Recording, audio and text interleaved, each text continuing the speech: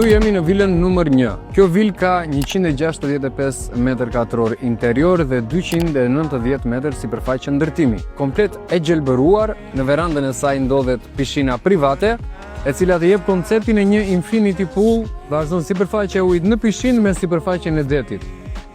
Ndërtimi nga jashtë perimetri është komplet me mur guri, punim artizanal. Në katin 0 ndodhet ambienti i ndënjes bashkë me kuzhinën dhe po ashtu dhe një tualet. Muret janë komplet të patinuar, ndriçimi është i përfunduar dhe shkallët e brendshme janë me granit. Punimi është po ashtu me tavan e gipsi dhe nëse do të shikoni perdet janë elektrike dhe të fshehura.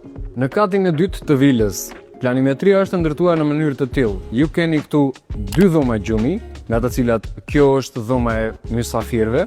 Keni një tualet dhe po ashtu dhe një tjetër dhomë gjumi, e cila është sipërfaqja më e madhe, plot dritë dhe me akses në balkon.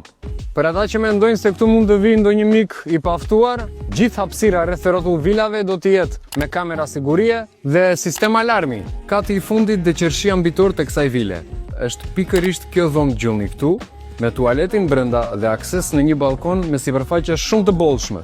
Pamja që ju ofron pikërisht ky balkon është fantastike dhe ajo çfarë dua të citoj është cilësia e punimeve.